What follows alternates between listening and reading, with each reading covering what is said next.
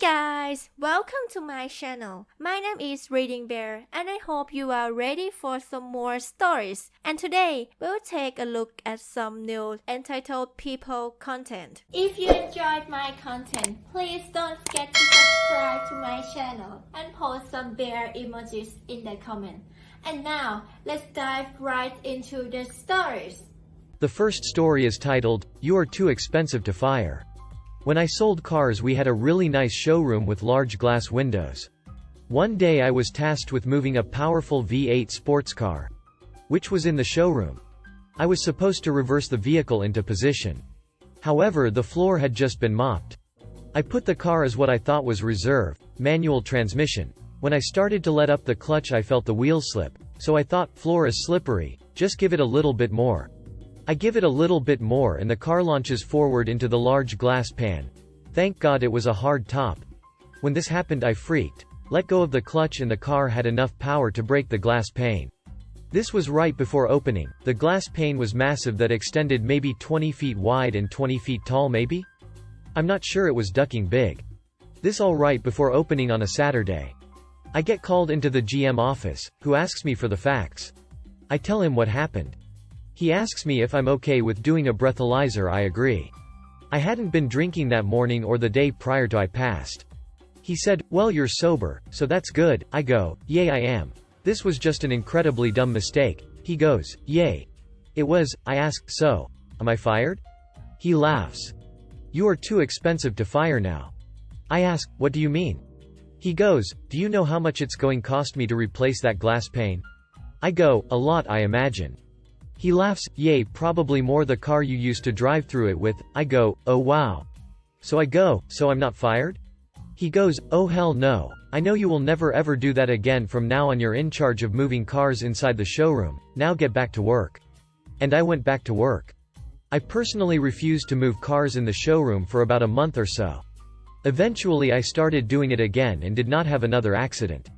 The next story is titled, "Call Me a Race Trader in a PM on Reddit? Let's destroy your life." A few years ago, on a different Reddit account, I mentioned that I was in an interracial relationship. A Redditor reached out to me and told me I was a race traitor and unfaithful to my race. I was like, WTF, bro. I looked at his account, it was 6 years old, which told me his username was likely something he used a lot. So, I started Googling his username at Gmail, username at Yahoo, etc., etc. And I found a match with Hotmail. A guy by the name of, let's say, Jeff was selling some NFL game tickets and had posted his email. Now, this doesn't necessarily mean it's the same person. However, in the post, he mentioned a city in America and that he was a fan of a particular football team. I went through the Reddit user post history. He posted quite a bit in the respective city subreddit. He mentioned going to NFL games, and in another post, he also said he was born in Canada. So, through the ad for the NFL ticket, I figured out his real name. I found his biography on his employer's website. He was a senior level manager, so they had a bio for him.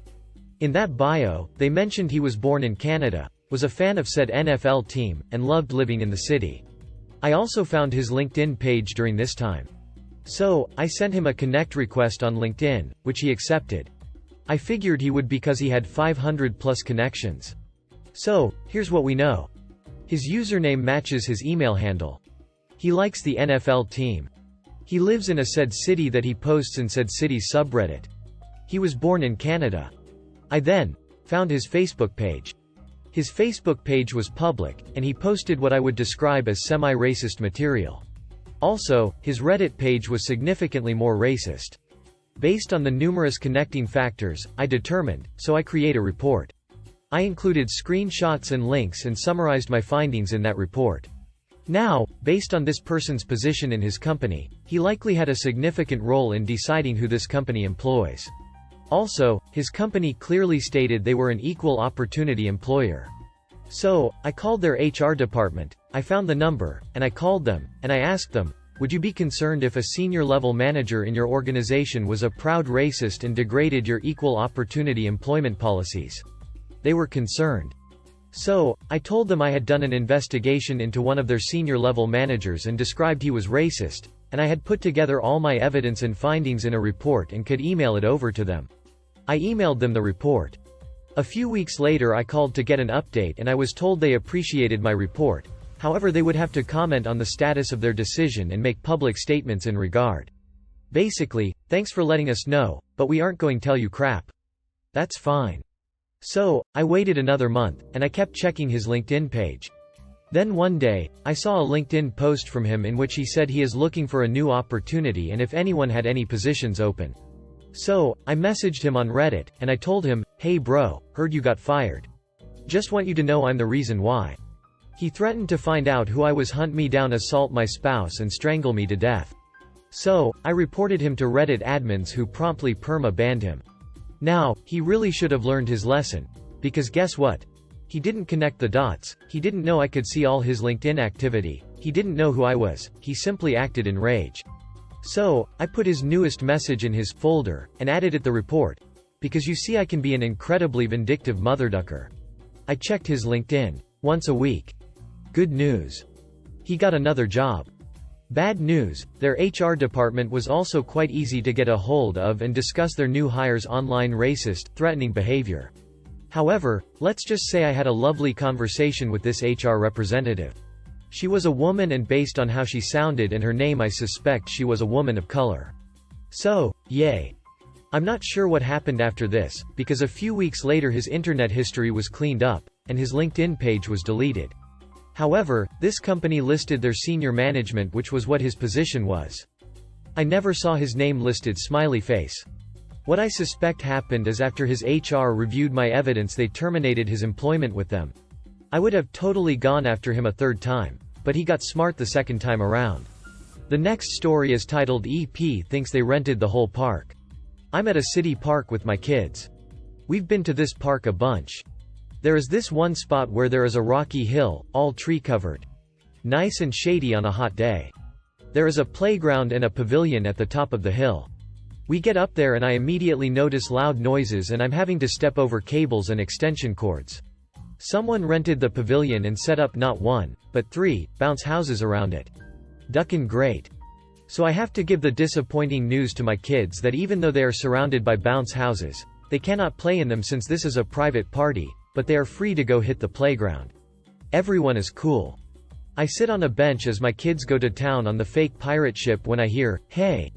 That's when Ed, doing his best to imitate the situation from Jersey Shore, walks up to me and informs me that the playground is closed for a private party. I look at him and inform him that the public park does not close for private parties, and it sounds like he rented the pavilion nearby, which is fine, but doesn't give him exclusive use of the neighboring playground.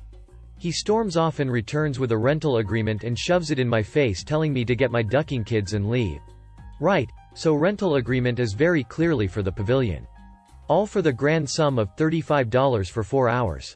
How could any sensible adult think that $35 granted you exclusive use of a public playground? Moreover, why is it so important for you to have exclusive use of a public playground? I, again, point out to him, that he rented the pavilion, not the park, and my kids won't go on his bounce houses and we won't go into his pavilion, but the playground is fair game for everyone. He begins hurling threats and I'm weighing just taking my kids and leaving to avoid this asshole. Then I decide I need to take a stand on principle.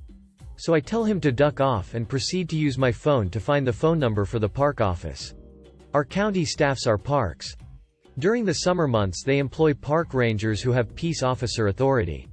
I call the park ranger and tell him that there is trouble up at this shady playground and they need to come right away. Sure enough, as I'm getting off of the phone, Dolph returns with 2 of his meathead friends to tell me that they are ejecting me from the park.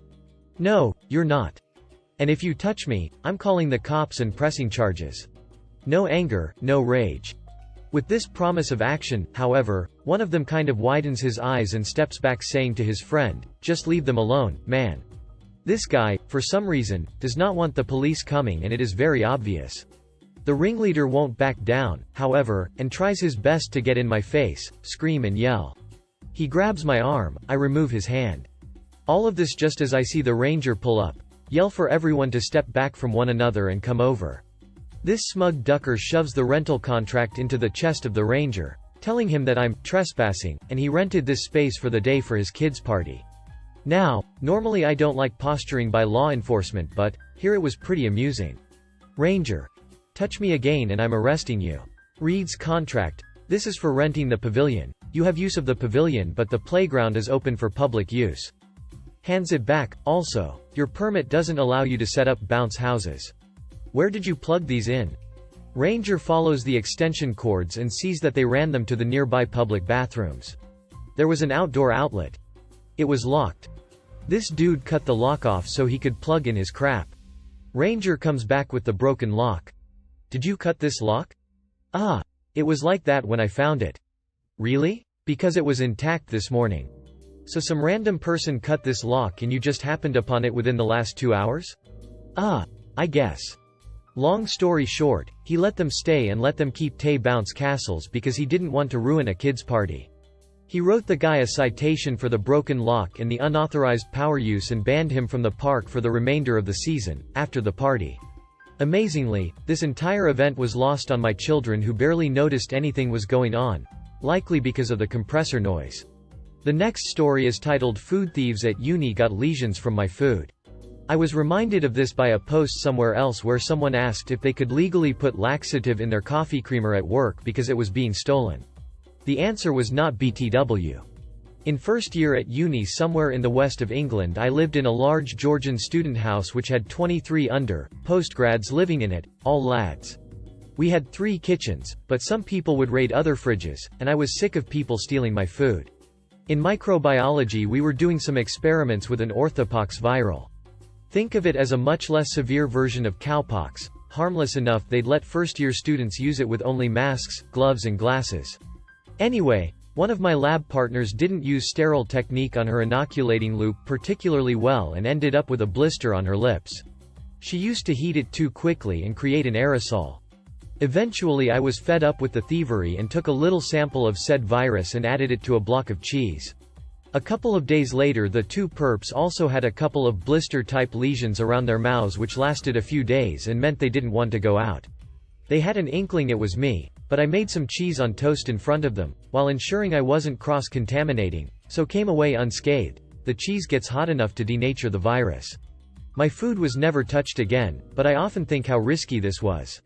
The next story is titled Am I the A-hole for asking my husband not to invite stepkids out with us? Okay, so, it's my birthday in a week's time. My husband and I share one child together who is a toddler and I have 2 older stepchildren who are in their mid-teens. My stepkids live with us half the week with alternating weekends. My husband tends to work the weekends that my stepkids aren't with us, and as I work in the week, it's quite rare that we do anything him and our child together. We do lots of family days out on the weekends my stepkids are with us. Anyway, this year he booked my birthday off work, which was a nice surprise, and has said we can do anything I want. It might sound a little odd, but honestly I'd just really like to take our toddler somewhere a bit focused on them and have a day out me, husband and our toddler, as it's very rare they get to do something focused on their age group with both of us and our full attention. I have a really good relationship with my stepchildren, but when we go out, we tend to ensure it's older kid focused as they get bored easily and they are at an age now where they don't want to do anything considered lame, boring and will complain the whole time if so. They also struggle a lot with fighting between the 2 of them, so most days out there are at least 1 or 2 fallouts. It's life with teens, that's fine. But anyway, on my birthday I'd really just like to go somewhere the 3 of us where we can focus on the little one and not have to worry about older ones getting bored, arguing, wanting to go home, etc. And seeing as they weren't supposed to be with us this weekend anyway, I thought it would be a good opportunity to do that. Anyway, husband has now suggested he ask his ex if we can have older ones that day so they can come with us. I've said I'd rather not, to be honest, and it's now a big deal and I'm apparently excluding and saying I don't like them, never have or would say that. Am I the a-hole for saying that on my birthday? A day where the older ones were never meant to be with us anyway. I'd prefer it if my husband didn't try and change plans to bring along the older ones, which means the focus of the day and what I wanted to do on my birthday will completely change. Comment said, honestly I think you need to talk about how you feel about your husband working every weekend that the older kids aren't there. He does still have 1 kid there he is responsible for. If he didn't work every weekend they were away, I doubt you would even be in the position you are right now. Another comment said, I say not the a-hole. Is your birthday, and if you rarely do toddler-centric activities, I think it's fair that you get to do that. Your child also deserves one-on-one time with their father. If you tried to exclude your stepkids all the time, That's a problem, but there's a big age gap between the kids. It makes sense that the little one should get some time doing kid stuff that will straight up be uninteresting for the teens. If it's a big deal still, can you compromise by doing something in the day with your toddler and then all going out to dinner at night? The next story is titled Lying and Using People? I got you. This one need background to fully understand why I went out of my way for this revenge. My best friend was married for 10 years. With his ex for a total of 13 years. He was absolutely head over heels in love with her like I had never seen before. Which I never understood due to her alcohol abuse. She would take it out on him, and when he'd be venting about it he'd always fall back on, "It's not her, it's the illness," a very respectable and admirable stance on it. Last year she asked for a divorce because after years of what I would call abuse, he had simply run out of gas. Her reasoning for asking for one? When she got fired for testing positive for weed, he wasn't empathetic enough. He admits he wasn't because it had come on the back of one of her drunken tirades where she told him he was a piece of crap who was always trying to control her. When all he ever tried to get her away from was booze for the way she treated him when she was drunk. It took him forever to move on from this, with the divorce following shortly after. And earlier this year, after thinking he was moving on, he calls me to come over and he's in a bad way. I arrive and he is absolutely fall down level of drunk. Going on that she didn't ask for a divorce for those reasons, that she had really been cheating with several other people. The next morning when he's more coherent, I ask him how he knew. He was cleaning out the spare room and selling, donating stuff he didn't need anymore, and when he went to clear an old tablet, she was still logged on and all of the evidence was there. He gets that out and says he's going back to bed and asks me to lock up when I leave. Before I left, I looked at the tablet. After seeing what I saw, I wanted to find a way to get even with the horrible and conniving woman, so I took pictures of it all and left. When I got home I started looking up information about these people. 2 of them were just normal guys. Whether they knew she was married or not I don't know. But the third? Well, the third comes up as a registered sex offender. Still on probation for being such a disgusting pile of crap, an address listed as 123 Lane, City, State. Chomo knew that she was married. I immediately knew what I was going to do. Chomo didn't live at 123 Lanes. Chomo was living with the conniving ex. She made regular posts about their time together. On top of that, she is an avid weed user and has several firearms because she enjoys sport shooting. So, I go into the state's sex offender site, and make a report of Chomo not actually living where he's registered, and that Chomo is living in a home with what he has no right to, being a convicted felon and on parole. I include screenshots of the social media posts and all to back it up. I was thinking little would happen but an inconvenience to their lives. Boy was I wrong. She broke her typical posts with nothing serious trend on social media yesterday. With this gem. My year can't get any worse. Chomo lost his job, and I am now facing eviction because I can't afford my rent. So, I go on the state court system site to see if it's related. And yes, it was. Chomo was rearrested. She clearly can't post bail or Chomo would be out. The job she took after being fired definitely can't support her lifestyle. So, he's probably going back to prison or at least jail, and she's a breath away from being homeless. I don't know if I'd ever tell my best friend I was the one behind this. But he is definitely ecstatic to see a horrible woman and sewer rat get what they deserve. Part of me wants to put up the sex offender registration link and that it's sitting in jail and say something to the effect of, "It's a little more than losing a job." But not wanting to make my best friend's life harder, I'll just let sleeping dog lie. If you enjoyed the video, please subscribe to the channel and post some bear emojis in the comments.